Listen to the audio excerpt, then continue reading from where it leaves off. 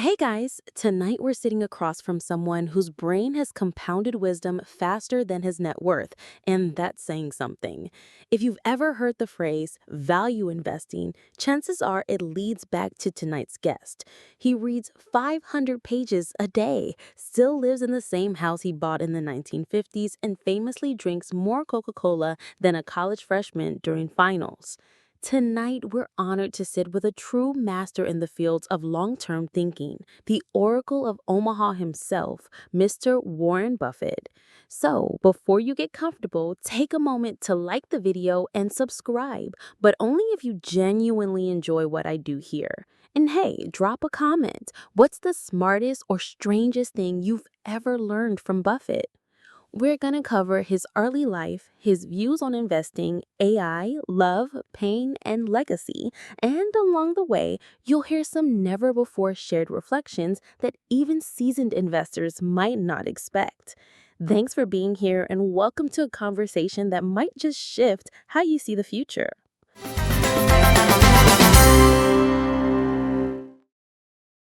Mr. Buffett, it's such a privilege to have you here. I know everyone says that, but it really is.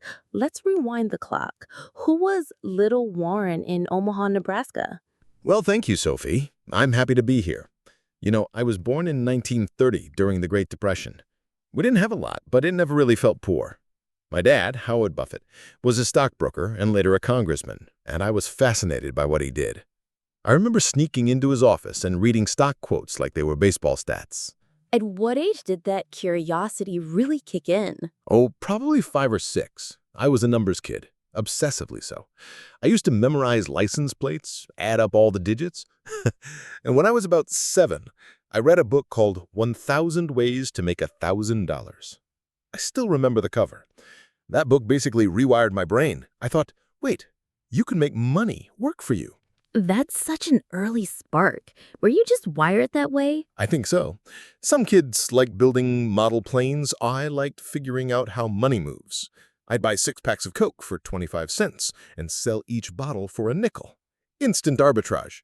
My friends thought I was weird, and frankly, I was. Did it ever feel lonely? A bit, yeah. I was an athletic, didn't care much for small talk. But numbers? Numbers never made fun of me. They made sense. And they gave me control in a world that didn't always feel stable. That's actually quite beautiful, the way numbers gave you a sense of home. Looking back, do you think the Depression-era backdrop shaped that urgency? Absolutely. Watching people struggle, including my own family at times, made me hyper-aware of security. I didn't want to just survive. I wanted to understand the system so I wouldn't be surprised by it. So we've got little Warren selling Coke bottles and memorizing license plates, but I hear your childhood resume gets even more creative. What was your first real business? Oh, I had a few, but one of the earliest was buying packs of gum and chewing gum from my grandfather's grocery store, then going door to door to sell them. I also sold magazines, Saturday Evening Post, Liberty, those kinds. I even recycled golf balls. I'd fish them out of water hazards and clean them up for resale. Wait, you sold used golf balls? Yep. It was like being a mini supply chain. I had routes, regulars, and pricing strategies. One guy tried to haggle me down on a ball I'd just polished like a diamond. I told him, "Sir, it's already under market value." I was 10. You were like a tiny Warren Buffett hedge fund on a tricycle. But tell me, what did your parents think of all these hustles? My mom worried sometimes. She thought I should be playing more. But my dad, he was proud.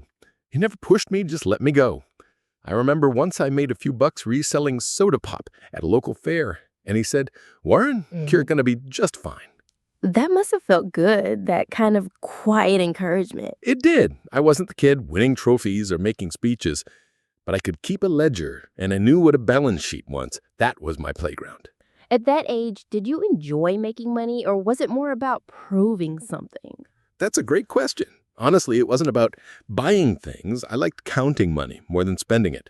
There's this thrill in watching numbers grow. My sisters used to tease me. They'd say, I'd rather stare at a savings book than go to the movies. And were they right? Completely. And I'll tell you something strange.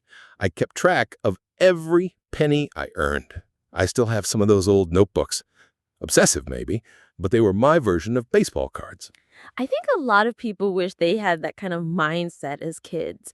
Looking back, do you see that phase as innocent curiosity or the seeds of something more? A bit of both. I wasn't chasing wealth, I was chasing certainty. I wanted to feel safe, like I understood the game. And if I'm honest, I wanted to beat it, even if no one else was watching. So let's move to something I've always found fascinating. Your first stock purchase. You were 11, right? That's right. I bought 3 shares of City Service Preferred, one each for me, my sister Doris, and myself again. Wait, you invested your sister's money too? Well, she had a few dollars, and I convinced her this was our golden ticket. I think she was about 8 at the time. She didn't understand it, but she trusted me. That's bold and kind of adorable. So what happened? We bought it $38 a share. Not long after, it dropped to $27. I panicked. I watched it like a hawk, totally stressed out. Then it climbed back to $40, and I sold it immediately. And let me guess, it kept rising. Straight to $200. Ouch. It was a gut punch, but it taught me 2 things early. First, don't let emotions dictate decisions. And second, patience pays more than panic. I got both wrong that day. Do you remember what you felt in that moment? I remember feeling embarrassed. Doris didn't say anything, but I felt like I'd failed her and myself. I thought I was the kid genius, and suddenly I was just human. That's powerful, how failure at that age becomes a compass.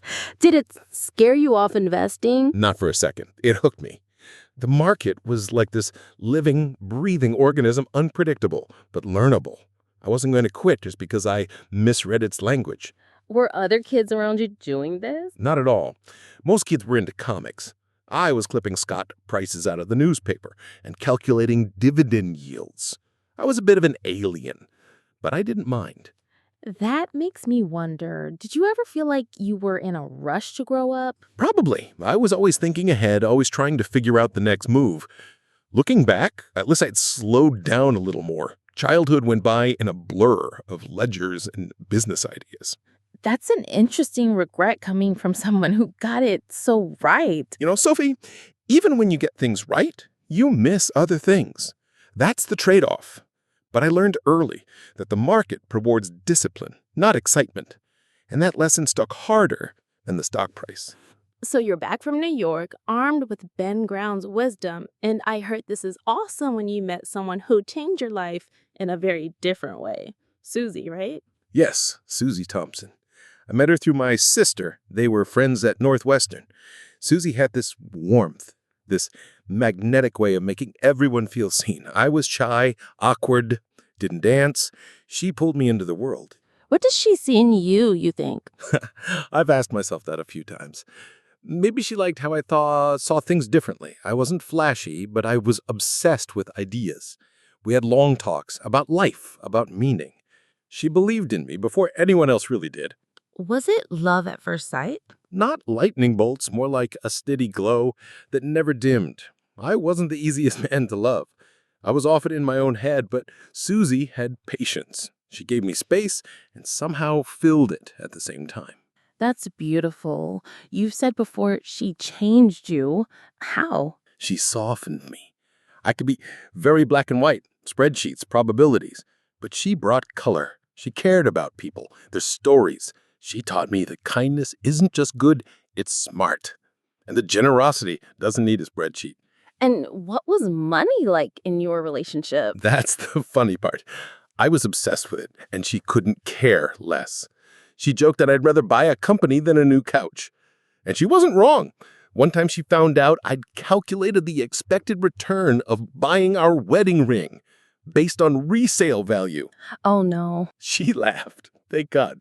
I told her, look, it was a thought experiment. But deep down, I was terrified of being broke again. She never mocked that fear. She just reminded me to live. And somewhere in all this, you discovered another love, compound interest. The most powerful force in the universe. I fell for it hard.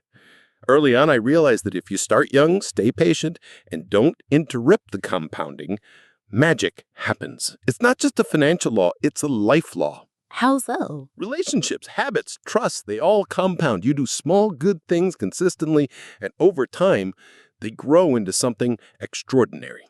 That's what Susie was, a compounding presence in my life. The dividends she paid, I'm still collecting.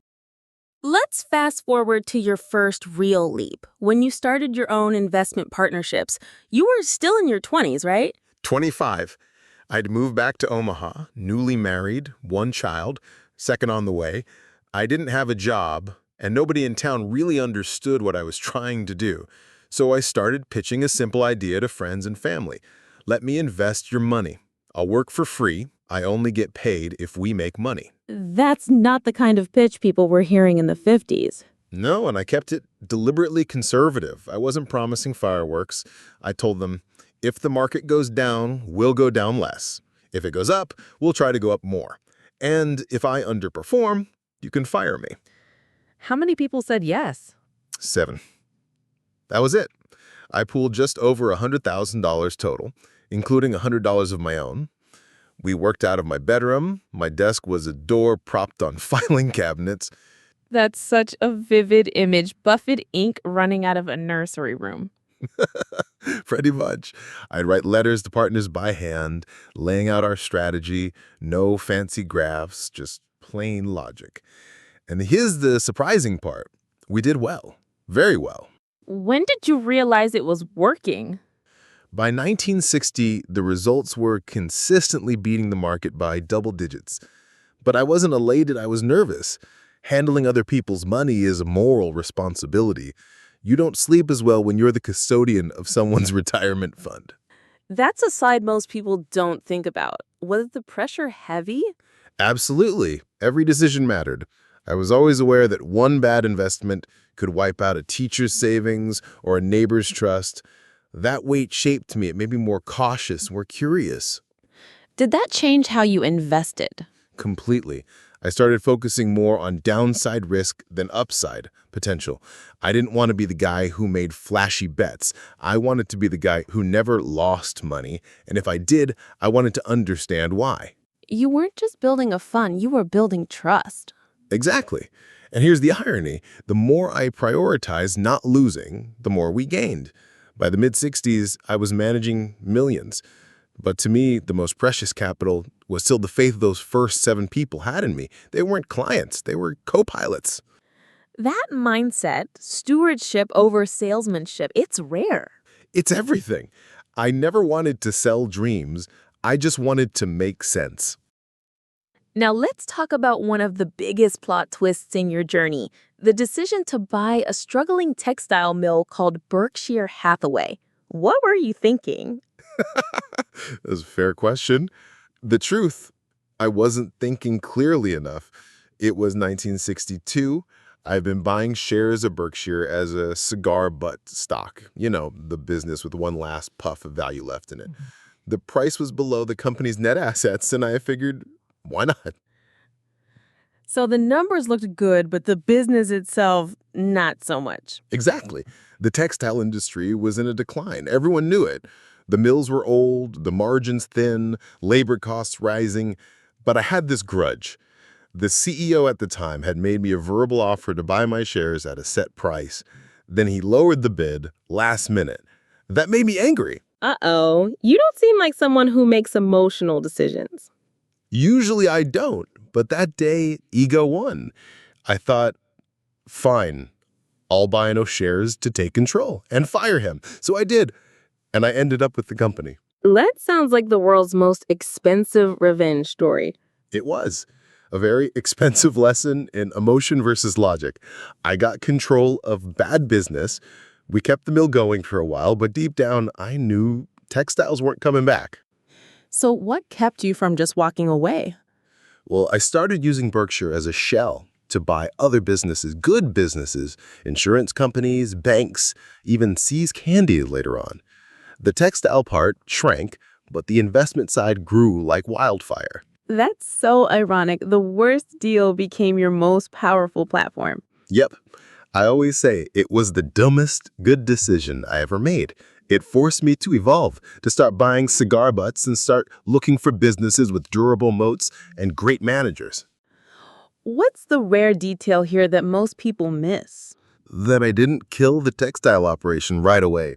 I let it run for 20 years out of loyalty to the workers. They were good people. And even though the economics were brutal, I couldn't just shut the door on them. That speaks volumes. Most CEOs wouldn't admit to a deal born from frustration, let alone keep it alive out of principle.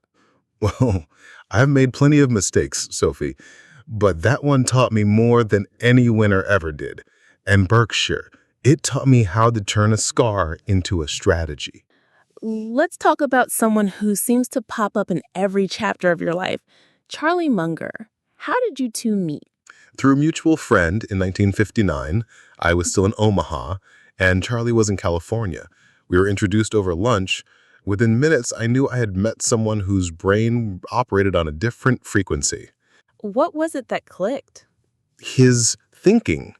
Charlie doesn't suffer fools. He's blunt, deeply rational, and allergic to anything trendy. He was trained as a lawyer, but he thought like a philosopher. He pushed me to widen my lens, to go beyond Ben Graham's formulas and look at the quality of the business. So Charlie challenged you.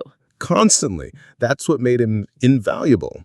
He'd say, Warren, it's better to buy a wonderful company at a fair price than a fair company at a wonderful price. That went against everything I'd been doing. But the more I listened, the more I realized he was right. You two seem like opposites in temperament. How does that dynamic work? It works because we're different. I'm more optimistic. He's more skeptical. I like to move fast. He likes to pause and think. But we share the same values: honesty, long-term thinking, and zero interest in impressing anyone. Have you ever had a serious disagreement? Oh, sure, many, but never emotionally. If I bring him a stock idea, he might say, that's the dumbest thing I've ever heard. And I'll say, he might be right. And that's the end of it. No bruised egos. That kind of trust is rare. What do you think has kept it so strong? We respect each other's filters. If Charlie says no, I listen. We don't need to vote. We just need to understand. Also, we make each other laugh. You wouldn't believe how much time we spend laughing at how absurd the world is. What's something people might not know about Charlie? He reads even more than I do. He's memorized entire books. And though he's lost his eyesight in one eye, he never complains. He just keeps going. Charlie's not sentimental, but he's deeply wise. He once told me, Warren, avoid people who don't lift your standards. That stuck. Sounds like he's more than a business partner, more like a second conscience. That's a good way to put it. Charlie keeps me grounded. He is the human version of a compass. I wouldn't be who I am or where I am without him. One thing that always amazes people about you is how calm you stay through market crashes, panics, even pandemics. How do you tune out the noise? I read a lot. I'd spend about 80% of my day spent reading newspapers, company reports, history, old letters, anything I can get my hands on. It gives me perspective. Most noise fades when you have context. But these days we're bombarded. News alerts, hot takes, TikTok gurus. How do you stay so immune? I don't own a smartphone. Never have. I still get my news from physical newspapers. If it's important, it'll reach me. I've never felt the need to react in real time. The market isn't a video game. That's refreshing, but I'm curious, what do you pay attention to? Fundamentals. I want to know what the business actually does, how it makes money, and whether it has a durable competitive advantage. I skip buzzwords, I skip excitement. I look for cash flow, pricing power, smart leadership. Can you give an example of something you purposely ignored that everyone else was chasing? Sure. In the late 1990s, the dot-com boom, people were investing in companies with no revenue, just potential. I sat it out. I was called a dinosaur, out of touch. But I knew if you can't explain how a business earns money, you probably don't want to own it. And you were right, but was it hard to stay on the sidelines? It was lonely. Everyone seemed to be getting rich, but I remembered this quote, you don't have to swing at every pitch. That's how I treat investing. You wait for the fat pitch in your sweet spot. That's such a powerful visual. What about today's market? So much speculation, meme stocks, emotional trading. Does it worry you? It reminds me that human nature hasn't changed. Greed and fear still drive most decisions, but that's why calmness is a superpower. If you can detach from the noise, you gain an edge. Not an IQ edge, a temperament edge. Is that your secret? Temperament. Yes, I'm not the smartest guy in the room, but I'm really the most excited or the most afraid. That gives me time to think, to breathe, and to act when others freeze. That's so countercultural now. Slowness, deliberation. It almost sounds rebellious. Maybe it is, but the truth is that the market transfers wealth from the impatient to the patient. I've just chosen my side. You've mentioned before that excitement can be the enemy of good investing, and yet excitement is what the world runs on these days. How do you stay rooted in rationality? I've learned to be slightly detached, not cynical, just analytical. When everyone is running towards something, I ask, what are they running from? Hype is usually loud when the math is quiet. That's so well put. But don't you ever get tempted by the next big thing, the fear of missing out? Not really. I don't chase what I don't understand. People forget you only need a few good decisions in a lifetime. And those decisions have to come from clarity, not excitement. Do you remember a moment when you almost let excitement win? Oh, yes. Back in the early 70s, I got interested in a company called Baltimore and OR Railroad. It looked cheap and there was buzz. But Charlie talked me off the ledge. He said, Warren, just because it's on sale doesn't mean it's valuable. I walked away. That must have been hard. It was. But I've learned, excitement is often a tax on judgment. It clouds thinking. The best deals I've ever made were kind of boring. Boring. Absolutely. Insurance, utilities, candy, these are not glamorous businesses. But they print cash, grow slowly, and make people happy. Boring is beautiful when it's profitable. That's a reframe we all need. And a world obsessed with what's next, you're saying what lasts is more important. Precisely. Most people chase novelty. I chase durability. I want a business that can survive war, inflation, leadership changes, and still be useful in 20 years. That's such a refreshing standard. And it's not just in investing, is it? No, it's true in life. The most important things are often the least dramatic. A good friendship, a solid marriage, a habit of reading, they're not flashy, but they compound. It sounds a lot like wisdom over cleverness. I'll take that. I've never been the cleverest guy at the table, but I've stayed curious. That's what matters. Curiosity leads to consistency, and consistency over time beats brilliance. So, in your view, rationality isn't just mental, it's emotional restraint. Exactly. Rationality is learning to wait, to sit still when everyone else is sprinting. It's a habit, not a trait. And the good news? Anyone can build it. If it's all right with you, I wanted to shift gears a little bit. You've talked so openly about investing and logic, but I know life hasn't always been tidy. Can we talk about Susie's departure? Of course, it's not something I ever tried to hide, but I've also never fully unpacked it publicly. Susie and I were married for over 50 years. We loved each other deeply, but in the late 1970s, she left Omaha and moved to San Francisco. Was that a shock for you? In some ways, yes, but in other ways, no. We'd grown apart emotionally. I was consumed by work, the partnerships, Berkshire, the deals. I wasn't the best communicator. Susie wanted a life that included music, community, emotional connection. She needed room to breathe. That must have been painful. It was, but it wasn't a dramatic ending. It was more like a gentle unraveling. We never divorced. We talked often. She remained my closest friend, but there was a distance between us that neither of us knew quite how to bridge.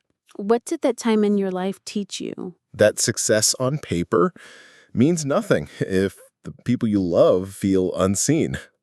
I could analyze a balance sheet in 5 minutes, but I struggled to sit still long enough to ask, how are you really? That's incredibly honest. Was it hard to admit that? At first it was, yes. I used to think, if I can provide, I'm doing my part. But Susie needed more than provision. She needed presence, and I missed that cue for too long. Did you ever feel lonely? I did, more than I let on. I still went to the office every day, still read my annual reports, but there were evenings when the silence in the house was deafening. That's when you realize that money doesn't hug you goodnight. Thank you for sharing that, Warren. I think a lot of people admire your mind, but it's your heart that stands out here. I appreciate that. And I'll tell you this, Susie taught me that loving someone means letting them grow, even if it means growing apart. She never stopped supporting me. She even introduced me to Astrid, who later became my partner after Susie passed. That speaks volumes. You carried each other, even at a distance. Yes. And even now, years later, I still feel her voice in my life. She made me better, not just as an investor, but as a person trying to listen more and love better. I'm feeling emotional just hearing that. Let's zoom out a little. Over the years, you have stayed surprisingly small. You've said no to a lot of things. But is that by design? Absolutely. The power of no is one of the greatest investment tools. I've turned down thousands of invitations, partnerships, flashy ideas, not because I didn't appreciate them, but because I knew what I valued: time, clarity, and peace.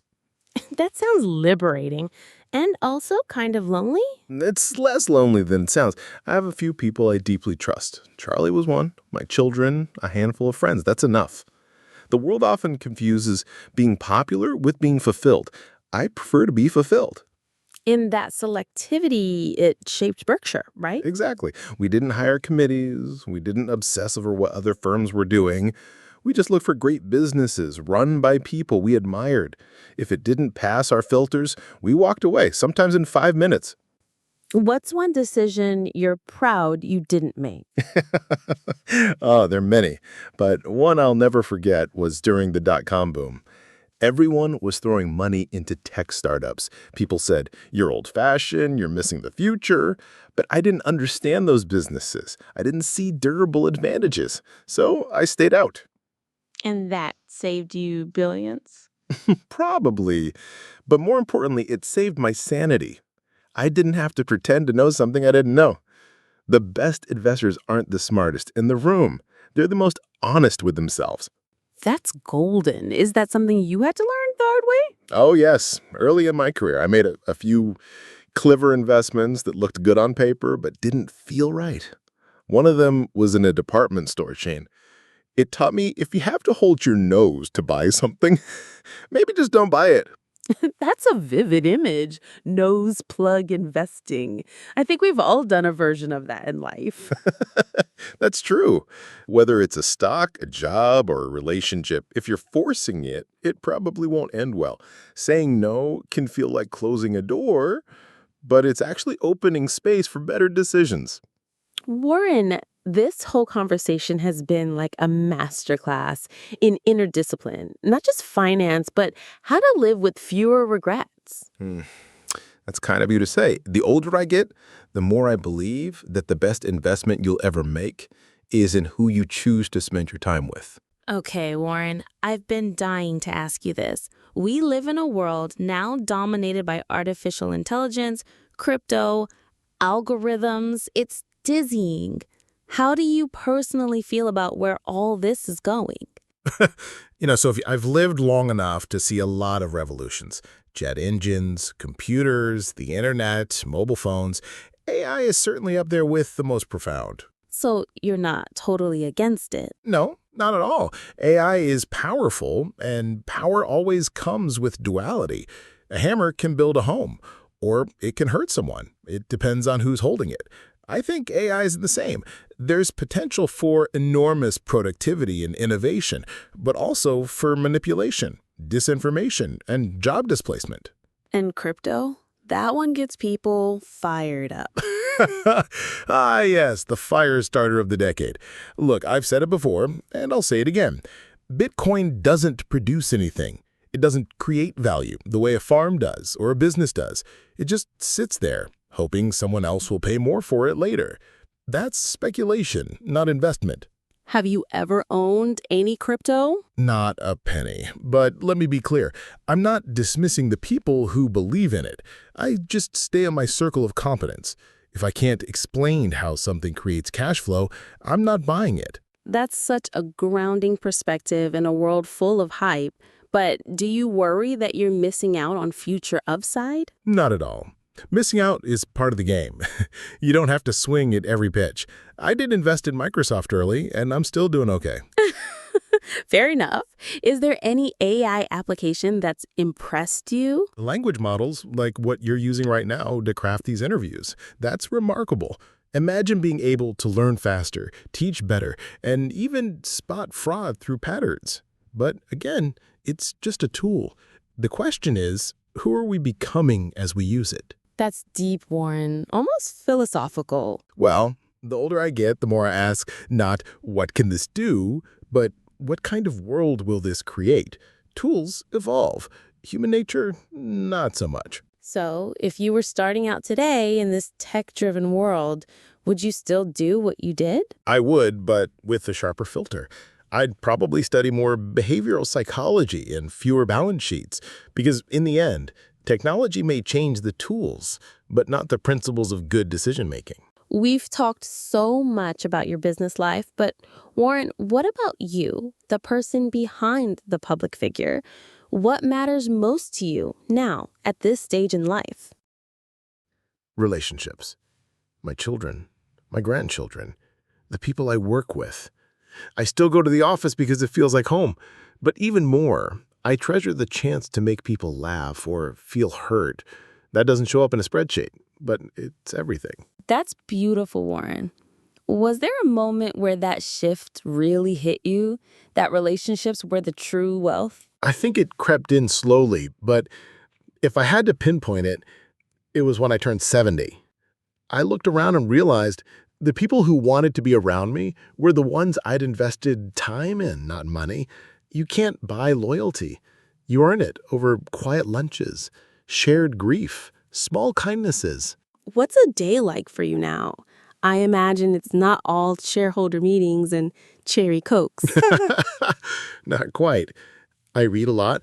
I talk to friends. I go out for steak with my family. And I think a lot about life, about decisions, about people. I write letters by hand. There's something grounding about ink and paper. You write letters? Yep, old school. I write to friends, to students who've reached out. I once got a thank you note from a teenager who'd read one of my annual letters, and I wrote back. Because if someone takes the time to connect with sincerity, I try to honor that. Do you ever feel lonely? I think everyone does at times, but I've tried to build a life with fewer regrets and more meaning. That helps. And I'm lucky. I've had deep friendships. Charlie Munger was more than a partner. He was a mirror. Now that he's gone, there's a silence, but also a gratitude for the decades we shared. What a powerful legacy, not just in business, but in how you've lived. I think a lot of people need to hear that success is not just numbers. It never was. The best measure of success, I think, is whether the people who know you best, your family, your closest friends, respect you and enjoy your company. If they do, you've done something right. Warren, I wish this part of you was shared more often. There's so much depth beyond the dollar signs. Oh, thank you, Sophie. That means a lot. Sometimes we focus so much on what we do, we forget that who we are is the real investment. Warren, before we wrap up, I have one last question, and it's something everyone is talking about these days. What are your honest thoughts on artificial intelligence and cryptocurrency? I figured this would come up. Well, let me start with the crypto. To me, it doesn't produce anything. It's not a farm, not a company, not a business that makes goods or services. It's speculative. If someone pays you more tomorrow than you paid today, that's not investing. That's hoping. And hope isn't a strategy I bet Berkshire Hathaway on. So no Bitcoin in your wallet, huh? No Bitcoin, no Dogecoin, no hamster coin, if that's a thing now either. I invest in things I understand, things with intrinsic value, like a business that sells candy, insurance, or makes railroads run, not digital tokens that rely on someone else's greater enthusiasm. And AI, it's moving fast. Automation, machine learning, generative tools. AI is a bit different. It is productive in the right hands. It's like nuclear energy, hugely powerful. But whether it heats your home or blows it up depends on how it's used. AI can write emails, draft code, analyze data, but it lacks judgment. And judgment is everything. So you're not afraid of it, but cautious? That's a fair word. Cautious optimism.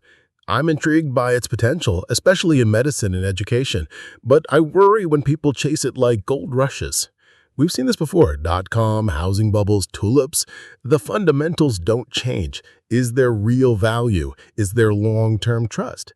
Can it solve real problems? And how do you think AI fits into the future of investing? It'll change how we invest. Faster models, better pattern recognition, fewer human errors. But it won't change why we invest. That still comes down to understanding people, incentives, behavior. You can teach a machine probabilities, but not wisdom. That's profound. So many are swept up in the hype, but few stop to ask the long-term questions. Exactly. Tools evolve, human nature, not so much.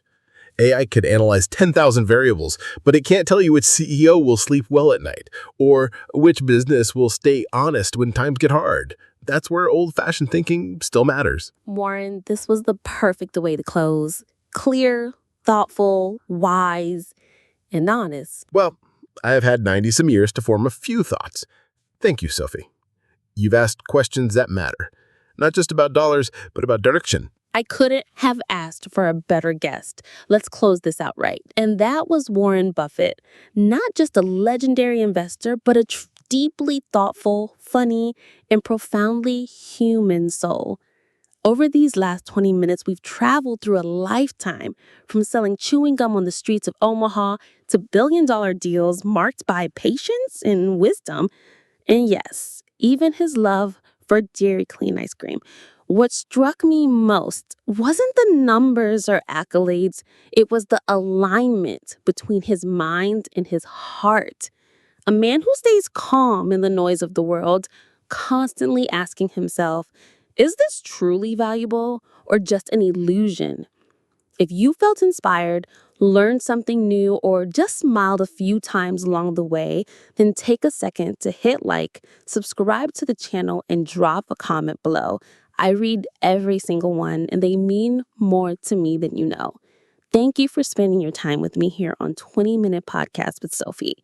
Every week, I try to bring you conversations that feel real, not just with famous names, but with people whose stories are truly worth hearing. I'll see you in the next episode, where we'll explore a new mind, a new perspective, and a whole new journey. Until then, take care of yourself. And as always, sweet dreams.